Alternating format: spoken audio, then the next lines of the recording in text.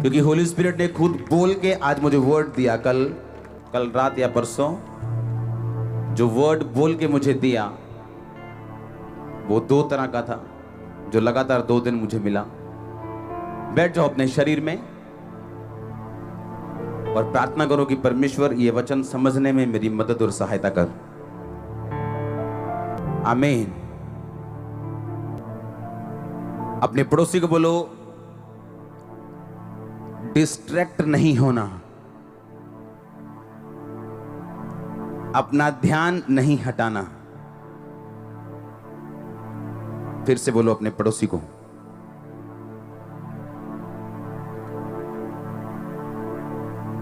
आमीन।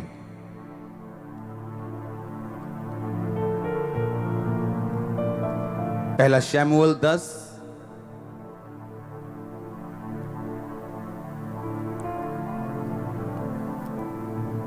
पुराने नियम में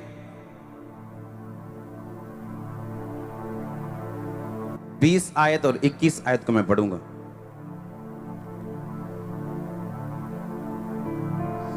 उसने कहा, दर्शी यानी प्रॉफिट तो मैं हूं, मेरे आगे आगे ऊंचे स्थान पर चढ़ जा, क्योंकि आज के दिन तुम मेरे साथ भोजन खाओगे और सवेरे जो कुछ तेरे मन में होगा वो सब कुछ मैं तुझे बताकर विदा करूंगा।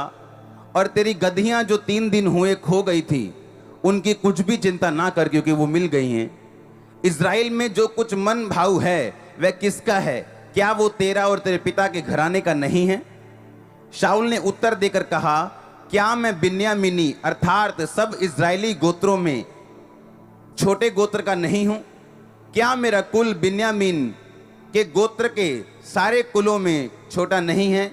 इसलिए तू मुझसे ऐसी बातें क्यों कहता है कि जो कुछ इज़राइल में मन भाव है वो किसका है? सब बोलो आमीन।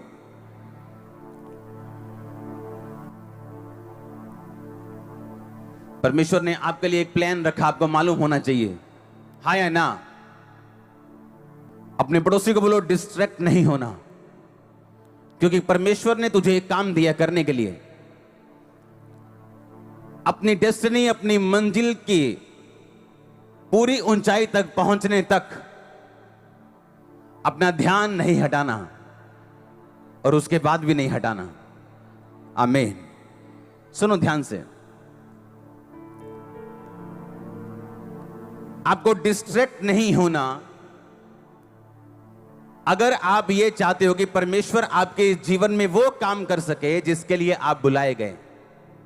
हालेलुया। कभी फौजी देखा है? फौजी देखा है कि नहीं? फौजी देखा है कि नहीं? कैसा होता है वो? पहली बात, आपने कभी फौजी को ऐसे लड़ते देखा है? ये बंदूक उठाई और ये बाल सेट किए, हाँ, कि पता लगे बंदूक ज्यादा लाट टक गई आ गई है तो फिर वो सेट कर रहा है अपनी लाट। हाँ, देखा कभी ऐसा फौजी? फौजियों के बाल कैसे होते हैं? उनको फौजी कट बोलते हैं, छोटे छोटे कर देते बाल। क्यों? ताकि जब ये बंदूक लेके जाए इसके बाल आगे उगे ना आए। ये ना बाल सेट करने के चक्कर से मथे से गोली खाती होवे। हाँ, डिस्ट्रैक्ट नहीं होना। डिस्ट्रैक्शन से अच्छा ये है उसके बाल काट दिए जाएं। यीशु मसीह ने कहा, अगर तेरा पांव तुझे ठोकर दे, काट के लंगड़ा होके तेरे राज्य में प्रवेश कर जा। आंख निकाल दे, काना हो जा, इससे अच्छा कि 2 आंख रहते तू नरक में डाल दिया जाए। वो आंख आपका भाई भी हो सकता है, आपका बेस्ट फ्रेंड भी हो सकता है, आपकी गर्लफ्रेंड हो सकती है, आपका बॉयफ्रेंड हो सकता है जिससे आप प्रेम करते हो। यीशु मसीह ने कहा, डोंट गेट डिस्ट्रैक्टेड, अपना ध्यान नहीं हटाना, ऐसा ना हो उस बंदे के साथ तू नरक में डाल दिया जाए। इससे अच्छा ये है उस कमी को अपनी लाइफ से निकाल दे और काना होके मेरे राज्य में प्रवेश कर जा। फौजी के इसीलिए बाल काट देते हैं। क्यों काटते हैं बाल फौजी के? कि जब ये लड़ाई में जाए ये नहीं अपने बाल सेट करता फिरे, कि गोली निशाना फौजी आगे आ जाए, उसकी एक लट आगे आ जाए और निशाना चूक जाए या उसकी जान चली जाए। क्योंकि जो फौजी का काम है वो बड़ा डेंजरस बड़ा जिम्मेवारी वाला और बड़ा अलर्ट रहने वाला काम है। और बाइबल कहती है तुम एक फौजी हो। परमेश्वर कहता है फौजी इसलिए कि अपनी भर्ती करने वाले के काम आए, वो अपना मन संसार के कामों में ना फंसाए। अगर फौजी उस सरहद पे खड़ा है और लड़ाई कर रहा है और घर की याद आ रही है उसे, और वो घर की यादों में खो गया, तो उसको गोली पड़ेगी, वहां ना घर के काम आएगा ना अपने देश के काम आएगा। परमेश्वर ने कहा जब तू तेरी भर्ती हो जाए मसीह में, तब तू सीधा देखेगा और वो लड़ाई जो तेरे सामने है तू लड़ेगा और जीतेगा, ताकि तू और तेरा घराना बाद में बरकत पाए। क्योंकि फौजी रिटायर होके फिर सारी उम्र अपने घर रहता है, वो जल्दी रिटायर हो जाता है। हाँ या ना? फौजियों के लिए तारीफ कर दो एक बार जोर से, आमीन। आप यहां आराम से बैठे हुए, क्योंकि कोई आपके लिए जान देने के लिए तैयार है बॉर्डर पे। हाँ, हालेलुया। परमेश्वर कहता तेरी भर्ती कैसे हुई है? फौजी की तरह। हालेलुया। आपने कभी भी फौजी की भर्ती उसके अपने शहर में नहीं देखी होगी। 1% चांस भी नहीं होंगे, बहुत कम। क्यों? ताकि ये नहीं फौजी जब राउंड लगाने जाए तो उसको मालूम हो ये मेरे दोस्त का घर है, ये मेरी मासी का घर है, ये मेरा घर है, चलो 2 मिनट हो आते हैं। अगर फौजी पंजाब का तो उसे असम में फेंकते हैं, चल भाई असम में। ना बोली रले, ना दिमाग रले, ना सोच रले, ताकि तेरा ध्यान सिर्फ और सिर्फ कहां हो? देश की तरफ, सुरक्षा की तरफ। परमेश्वर ने कहा कि अलीशा अपनी लाठी को दे अपने नौकर को, अपने दास को, और बोल कि जाके लाठी लगा उस मरे हुए लड़के के ऊपर, और जैसे ही तू लाठी लगाएगा वो लड़का जी उठेगा। परमेश्वर के प्रॉफिट ने कहा गेजी आजा। हां, क्या कर? ये छड़ी ले जा, एक छड़ी देना मेरे को। क्या बोला उसने? ये छड़ी ले जा, क्या कर? उस पे लगाना लड़के पे, क्या हो गया? वो जी उठेगा। पर रास्ते में किसी को भी नमस्कार मत करना, कोई तेरा हाल पूछे जवाब मत देना, तू किसी का हाल चाल मत पूछना, बस सीधा जाना, मेरी छड़ी को उस लड़के पे लगाना और वो जी उठेगा। हाँ या ना? अब छड़ी दे दी, आ जाओ, कोई जाना।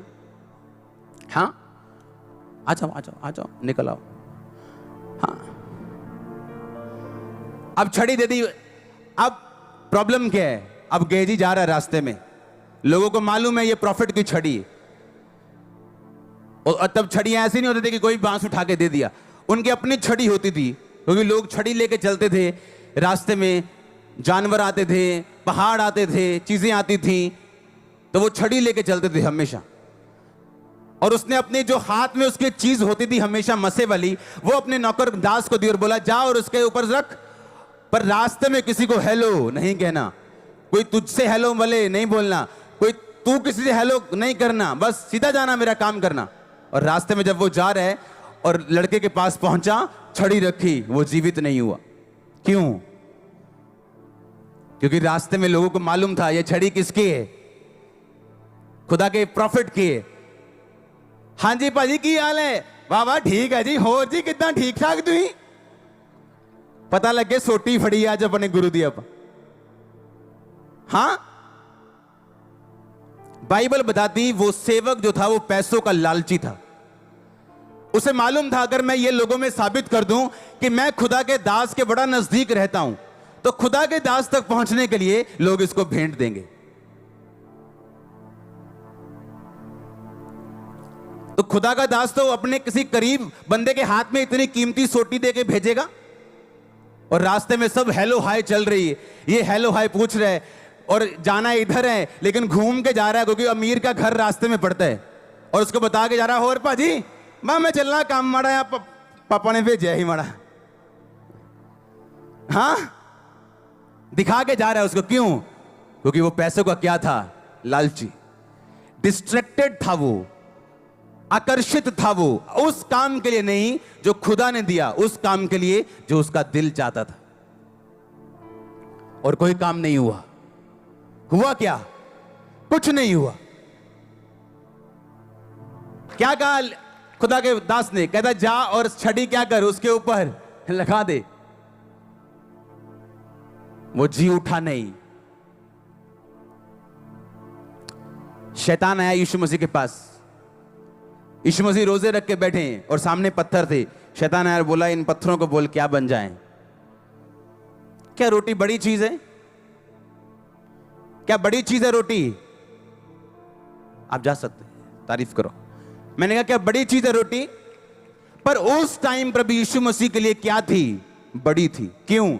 40 दिन से कुछ नहीं खाया और शैतान परखने की कोशिश कर रहे। हां हाँ या ना? अब जिसके 5 बच्चे उससे पूछो बच्चा बड़ी चीज है, बोलेगा नहीं मेरे 5 हैं। पर जिसके पास नहीं है उसको पूछो। अब शैतान जिसके पास 5 हैं उसको बच्चे के लिए नहीं भरमाएगा, लेकिन जिसके पास नहीं है उसको भरमाएगा। चला एक बाबे के पास चलते हैं, चला बड़ी अच्छी दवाई देता वो, चलाओ थे मुंडा हो जाता। और परमेश्वर देखेगा आपको और वो चेक करेगा आपको, क्योंकि शैतान आपकी प्रेजेंट नीड, जो आपकी वर्तमान की जरूरत है, उससे आपको परखेगा। जो आपको नहीं चाहिए उससे नहीं परखेगा। हो सकता है एक बंदा पैसों के साथ ना भरमाया जाए, चाहे वो गरीब हो अमीर हो, पर उसकी कमजोरी एक औरत हो सकती। एक बंदे की कमजोरी औरत नहीं है, पैसा है। किसी की पैसा या औरत नहीं, कुछ और है। और शैतान आपकी कमजोरी जानता है और आपको डिस्ट्रैक्ट करने की कोशिश करते हैं ताकि आप वहां ना पहुंच सके जिसके लिए परमेश्वर ने आपको अपने पास बुलाया। हालेलुया। आज मैं यहां पे ना होता अगर उस टाइम परमेश्वर मुझ पे दया ना करते तो। हालेलुया। मैं यहां ना होता। तब की प्रार्थनाएं और डिस्ट्रैक्ट ना होना, अपना ध्यान ना खोना और लगातार प्रार्थना करना, उत्तर ना आने के बावजूद भी उस चीज का रिजल्ट हूं मैं और आप भी। अपने हाथों को उठाओ। Thank you Jesus. अपने हाथों को उठा के प्रार्थना करो, परमेश्वर मेरा ध्यान भटकने मत देना और मुझे छू खुदावन।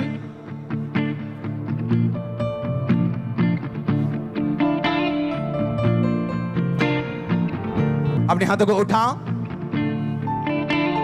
मैं आपको देखना चाहता हूं प्रार्थना करते हुए। आप चाहते हो आजाद होना, बढ़ना, खुदा की मर्जी पूरी करना। बोलो मेरा ध्यान कभी ना भटके परमेश्वर।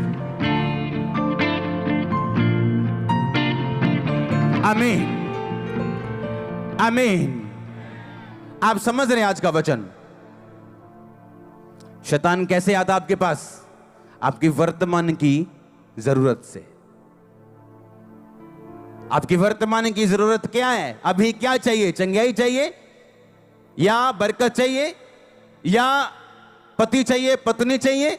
उसी चीज से वो आपको भरमाता है और जिसने उसी चीज पर फतेह पाई है वही फतेहमंद क्रिश्चियन है, दूसरा नहीं। क्योंकि आज हम पाप में हैं। क्यों जी? क्योंकि आज हम जवान हैं और हमारी शादी नहीं हुई, इसलिए हम पाप में हैं। आपकी कल शादी हो भी जाएगी, आप फिर भी पाप करेंगे कहीं ना कहीं से, क्योंकि आपको आदत है पाप करने की। क्योंकि पाप एक आत्मा है, शारीरिक परिस्थिति नहीं। आज आपको कमाई थोड़ी है, आप रिश्वत खाते हैं, आप कमीशनें खाते हैं, आप हेरा फेरियों से पैसे कमाते हैं। आपके पास ज्यादा पैसा आ भी जाएगा, आप पाप करना नहीं छोड़ोगे, क्योंकि पाप एक आत्मा है, शारीरिक परिस्थिति नहीं।